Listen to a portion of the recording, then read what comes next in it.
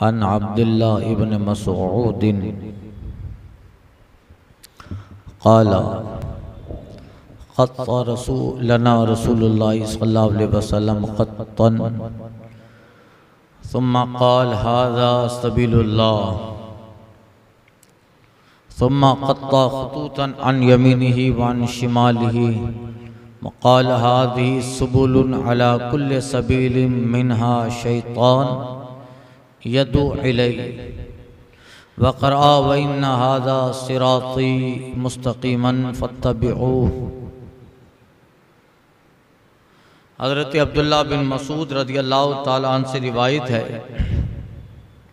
फरमाते हैं कि सरकार सल्लल्लाहु अलैहि वसल्लम ने हमारे सामने एक ख़त खींचा, एक लकीर खींची और फरमाया ये अल्लाह का रास्ता है।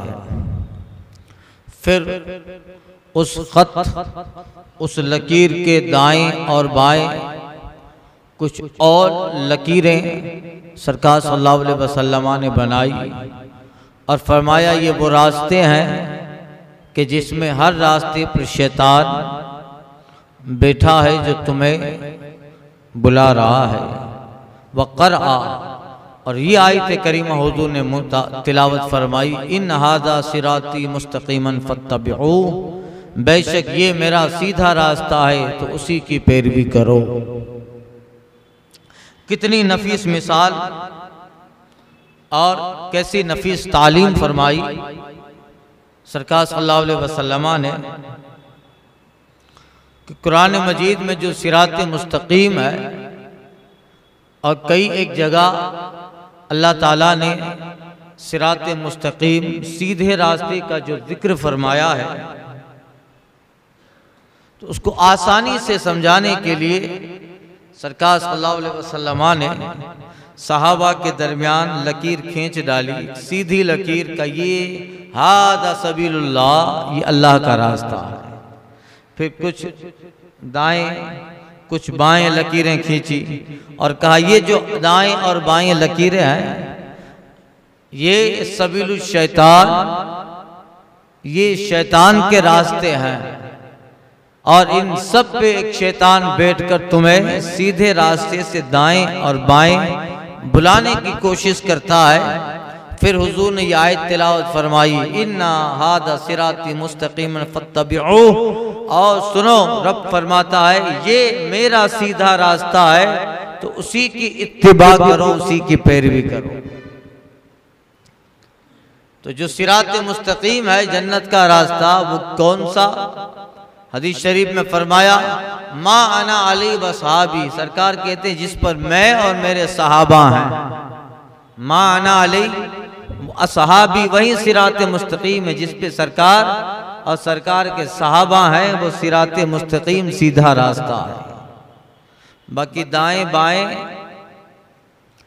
इस्लाम का नाम लेकर, कलमा का नाम लेकर, इस्लामी लिबादा पहनकर दाएं और बाएं काफी लोग बुलाने वाले हैं जो ये कह रहे हैं कि वो सीधा रास्ता है। आला हजरत कहते हैं दाएं बाएं न जा मुसाफिर सुन, माल है रहमार फिरते हैं, माल है रहमार फिरते हैं। हाय ये भेड़ियों का बन है और शाम आ गई सर पर, कहाँ सोया मुसाफिर कितना लाउबाली है। तो ये सिरात मुस्तकीम वही सीधा रास्ता है। बहुत आसानी से सरकार सल्लल्लाहु अलैहि वसल्लम ने समझा दिया। अन अब्दुल्लाह इब्न अम्र क़ाल क़ाल रसूलुल्लाह सल्लल्लाहु अलैहि वसल्लम ला युमिनु अहदुकुम हत्ता यकूना हवाहु तबिअन लिमा जिअतु बिही। हजरत अब्दुल्ला बिन अम्र से रिवायत फरमाते हैं नबी करीम सल्लल्लाहु अलैहि वसल्लम ने इरशाद फरमाया, तुम में से कोई भी उस वक्त तक मोमिन नहीं हो सकता जब तक उसकी ख्वाहिश मेरे लाए हुए के मुताबिक ना हो जाए। यानी मोमिन वो है जिसका अमल हुजूर फरमाते हैं मेरे अहकाम को पसंद करना, जो मेरे अहकाम को पसंद, माँ जी तो भी जो मैं ले आया, जो सरकार लेके आए बारगाह रब से, वो कुरान, अहकाम कुरान, अवामिर नवाही, यानी कुछ हुक्म है, कुछ चीज़ों से रोका गया है, ये सारे अहकाम कुरान है। और हुजूर ने जो अपनी तालीम में फरमाया वो अहादीस में जो हुक्म है और अहादीस में जिन चीज़ों से रोका गया है, आका फरमाते हैं तुम में से कोई भी उस वक्त तक मोमिन नहीं हो सकता है जब कि उसकी ख्वाहिश मेरे लाए हुए अहकाम के मुताबिक ना हो जाए। बानी मोमिन वो है जिसका हर अमल मेरे अहकाम को पसंद करे, और जो मेरे अहकाम के सिवा है ईमान का तकाजा यह है कि उसको ना पसंद करे। जो मेरे अहकाम के सिवा है, ईमान का तकाजा यह है कि जिसका ताल्लुक दीन से नहीं है, शरीयत से नहीं है, जो गुनाह है, जो जराइम है, उन्हें ना पसंद करे वो मोमिन है। इसीलिए फासिक हो, गुनहगार हो, वो भी मोमिन होता है। इसलिए कि मोमिन जब गुनाह करता है तो वो गुनाह को बुरा ही समझता है, उसको हलाल नहीं समझता। अगर कोई बुराई करता है तो मोमिन इसीलिए मोमिन रहता है कि गुनाहगार भी मोमिन है कि वो गुनाह तो कर रहा है मगर उस गुनाह को अच्छा नहीं समझता, उस गुनाह को शरीयत में हलाल नहीं समझता। अगर अल्लाह के हराम करदा को हलाल समझ ले तो काफिर है, तो काफिर है। मगर मोमिन, गुनहगार इसलिए मोमिन रहता है कि गुनाह तो कर रहा है मगर उसका अकीदा यह है कि शरीयत ने इसको नापसंद किया, इसीलिए गुनहगार भी मोमिन। तो हुजूर फरमाते हैं जब तक मेरे लाए हुए के मुताबिक उसकी ख्वाहिश ना हो जाए तब तक वो मोमिन नहीं हो। यानी कुरान और हदीस के सारे अहकाम इसमें दाखिल हैं, चाहे कुरान चाहे हदीस हो। हदीस भी अहकाम रब्बुल आलमीन में दाखिल हैं कि ये सब रब की तरफ से है। और ईमान से मुराद असले ईमान है, यानी असले ईमान उसको हासिल ना होगा जब तक उसकी ख्वाहिश मेरे लाए हुए के मुताबिक ना हो जाए।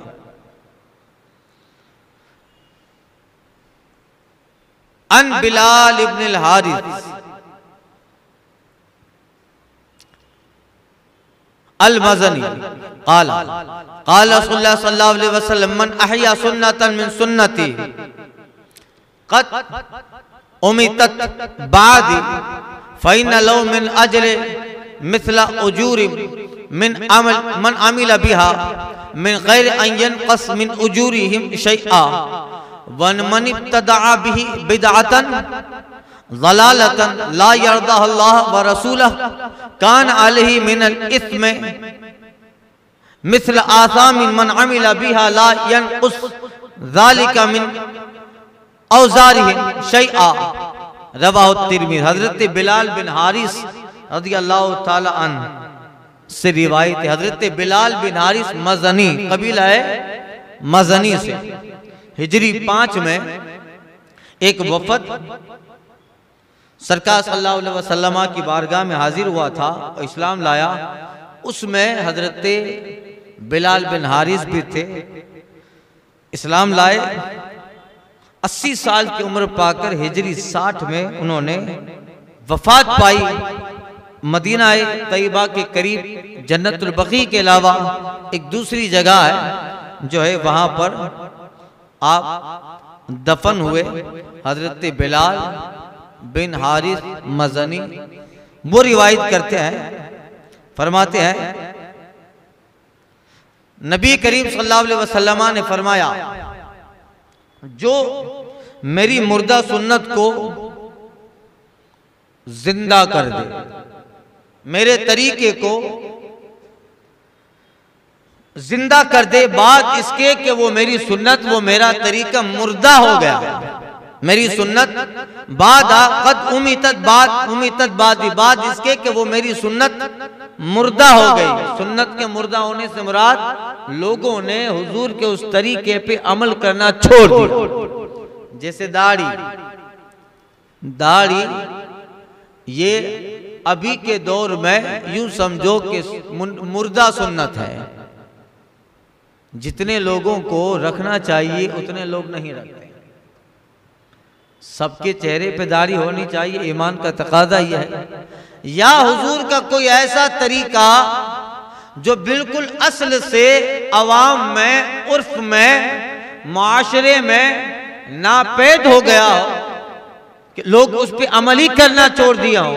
हुजूर फरमाते हैं कि मेरा वो तरीका जो आदमी जिंदा करे बाद इसके कि मेरा वो तरीका, मेरी सुन्नत मुर्दा हो गई तो उसके लिए उतना अज्र है कि उस सुन्नत को जिंदा करने के बाद जो जो उस पे अमल करेगा उन सब के अज्र के मुताबिक उस जिंदा करने वाले को अल्लाह सवाब देगा।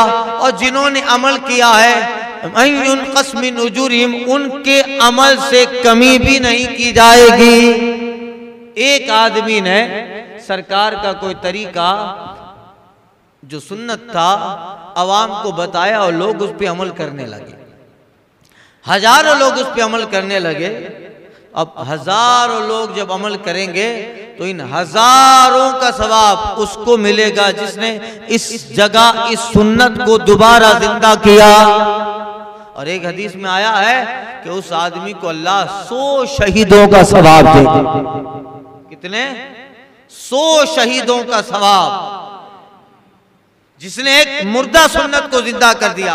और हुजूर फरमाते हैं मन इब्तदा बिदातन दलाला, और जिसने कोई बुरा तरीका, बुरी बिदअत राइज की, ला यरदहल्लाहु व रसूला, जिसे अल्लाह उसका रसूल पसंद नहीं करते, यानी अल्लाह और उसके रसूल का नापसंद तरीका जिसने ईजाद किया, फरमाते कान अले मिन इस्म, उस ईजाद करने का उस पे गुनाह है। मिस्ल आसामी मन अमिला बिहा, और उसके ईजाद करता तरीके पर बाद में कयामत तक जितने लोग अमल करेंगे उन सब का बुरा और उन सब के अमल करने का वबाल उस पे आएगा जिसने ईजाद किया है। उन सब का गुनाह ईजाद करने वाले पे, और जिसने अमल किया है वो भी गुनहगार होगा, मगर इन सब का मजमुई जिसने ईजाद किया है उसे पहुंचेगा।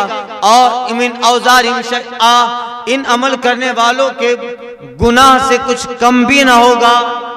इसलिए जो अच्छा तरीका राइज करता है वो तो चला जाता है कयामत तक, उसके लिए वो सवाब जारिया बन जाता है। कयामत तक उसके लिए वो सवाब जारिया। हजरत उस्मान गनी रज़ी अल्लाह ताला अन्हु ने तरतीब कुरान फरमाई, कुरान मजीद को जमा करके मुसहफ किताबी शक्ल में उम्मत को दी। आप तो जन्नतुल बकी में आराम फरमा रहे हैं, सदियां बीत गई, 1400 साल बीत गए, जनाब उस्मान गनी अपनी कब्र में तशरीफ ले गए, मगर 1400 साल से कयामत तक जितने लोग इस कुरान को पढ़ेंगे, पढ़ने वाले को सवाब मिलेगा, मगर उस्मान गनी को भी कब्र में सवाब मिलेगा। कितना सवाब कोई उस अंदाजा लगा सकता है? 1400 साल से कितना कुरान पढ़ा जा रहा है, कितना कुरान पढ़ा जा रहा है। इन सब का सवाब और कयामत तक जितना कुरान पढ़ा जाएगा, ये कुरान मुसाफे उस्मानी आसान नुस्खे की शक्ल में एक किताबी शक्ल बनाकर उस्मान गनी की मेहनत राय ने उम्मत को अता फरमाई। तब जो कयामत तक कुरान पढ़े उसका भी सवाब और इन सब का सवाब उस्मान गनी को कब्र में मिलेगा। अब हजरत उस्मान गनी के सवाब का कोई अंदाजा लगा सकता है? आप नमाज में कुरान पढ़ो, घर में कुरान पढ़ो, खानकाह में पढ़ो, मदरसे में पढ़ो, मस्जिद में पढ़ो, जहां पढ़ो, जब जब, और दुनिया में कोई ऐसा वक्त नहीं आता है जिस वक्त में कुरान ना पढ़ा जाता हो। जब से कुरान नाजिल हुआ तब से लेकर अभी तक कोई ऐसी सेकंड नहीं गुजरी है जिसमें ये जमीन पर कुरान न पढ़ा गया हो। अब यहां बैठ के हम कुरान पढ़ रहे हैं, हदीस दे रहे हैं, इस वक्त किसी जगह नमाज का वक्त है वह नमाज में पढ़ रहे हैं, कोई हरम में बैठ के पढ़ रहा होगा, कोई इराक में पढ़ रहा है, कोई ईरान। दुनिया में खरब मुसलमान है, कोई ऐसा वक्त नहीं है जहाँ इस वक्त कुरान मजीद की तिलावत ना हो रही हो। तो पता चला कोई ऐसा वक्त नहीं है जिस वक्त में कुरान का हदिया उस्मान गनी को पहुंचाया न जा रहा हो। तो यही है अच्छा तरीका राइज करता, और जिसने बुरा तरीका राइज किया वो चला गया कयामत तक। जो भी अमल करेगा उसको बुराई। अशरफ अली थानवी ने लिख दिया, रशीद अहमद गंगोई ने लिख दिया, अब कयामत तक इनके लिखे हुए पे जो अकीदा बनाएगा वो भी गुमराह होगा, काफिर होगा। उसे तो उसका गुनाह कुफ्र वबाल मिलेगा, मगर इन सब का मजमुई उन पे मिलेगा जिसने सबसे पहले ये बुरा तरीका इस्लाम में राइज किया। चाहे अशरफ अली थानवी, चाहे रशीद अहमद गंगोई, चाहे हसन दरबंगी, चाहे जो है मोहम्मद बिन अब्दुल वहाब नजदी हो, चाहे जो है खलील अम्बेडवी, ये जो भी हो, इन्होंने जो लिखा अब कयामत तक उस पे जो अमल करे, अकीदा बनाए, उसका भी ताल्लुक इस्लाम से खत्म होगा और इनके कुफ्र का वबाल उन्हें मिलता रहेगा। तो जो अच्छा राइज करता है तरीका, तो वो अच्छे नाम से याद किया जाता है। करोड़ों लोगों को ईमान, इश्क और मोहब्बत की चाशनी और हुजूर की का जो दीन था उर्दू में आसान तरीके पे आला हजरत ने सहाबा अहले बैत अतहार के अकायद, उनकी फिक्र, उनके नजरियात को कौम तक, उम्मत तक पहुंचाया। इतनी आसानी से पहुंचाया कि लोगों को समझ में आ गया सदाकत क्या है, अहले सुन्नत वल जमात क्या है, अकायद सहाबा, अकायद अहले बैत, अकायद अइम्मा क्या है। ये आसानी से लोगों के दिल इन चीजों को समझने लगे। अब कयामत तक अल्लाह ताला इमाम अहले सुन्नत का नाम इसी नहज पे जिंदा और सारी रखेगा। अल फातिहा।